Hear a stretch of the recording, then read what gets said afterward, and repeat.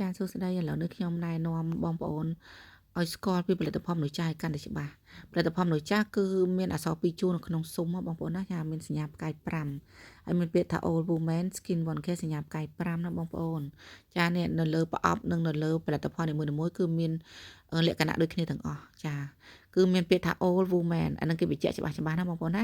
ចាគឺ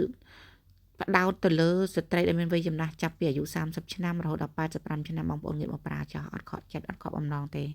ចាព្រោះថាក្នុងវ័យនេះគឺបងប្អូនបានខូចស្បែកចាខូចស្បែកជាច្រើនអ្នកចាជាពិសេសហ្នឹងគឺស្ត្រីដែលយើងអស់រដូវ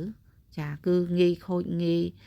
ផុយស្រួយមែនតើចាសម្រាប់ស្បែករបស់យើងប្រើអីតំណស្រួលគឺឡើងស្ដាងឡើងសរសៃក្រហម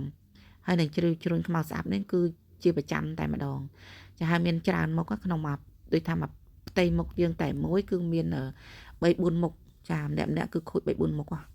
ចឹងបងប្អូនងាកមកប្រើផលិតផលនេះទាំងអស់គ្នាណាព្រោះវាមានច្រើនមុខបែបនេះគឺវ៉ាងសិនរបស់វាហ្នឹងគឺ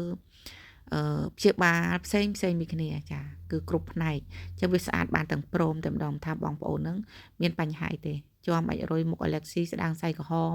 ជ្រួញខ្មៅស្អាប់បែកបិជ្រុយមុខមុនមុខស្ងួតរោគទូរមាស់លាក់ស្បែកអីគឺត្រូវទាំងអស់តែម្ដងចាធានាទាំងគុណភាពនិងសុវត្ថិភាពស្បែកមុខរបស់បងប្អូនណាចាខ្ញុំធ្វើការតាមដានរយៈពេល4សប្ដាហ៍បងប្អូនមានបញ្ហាអីឆាតមកខ្ញុំចានេះជាផលិតផលដែលខ្ញុំកំងគុណភាពតម្រូវឲ្យរោងចក្រគេផលិតឲ្យត្រូវនៅស្បែកមុខមនុស្សចាស់ចាចាប់ពីវ័យ30ឆ្នាំរហូតដល់85ឆ្នាំនេះគឺប្រើទៅគឺទទួលបានគុណភាពខ្ពស់តែម្ដងព្រោះថាគុណភាពរបស់វាលំដាប់ផ្កាយ5ហើយការថែរក្សាស្បែកមុខនោះគឺលេខ1តែម្ដងជាផលិតផលដែលសុទ្ធចាផលិតផលសុទ្ធគឺមានលក្ខណៈបែបហ្នឹងណាចាបើសិនជាអត់មានលក្ខណៈបែបហ្នឹងទេអត់មានអក្សរពីរជួរអត់មានពាក្យ Old Woman ទេអាហ្នឹងមិនមែនផលិតផលសម្រាប់ស្បែកមុខមនុស្សចាស់ទេ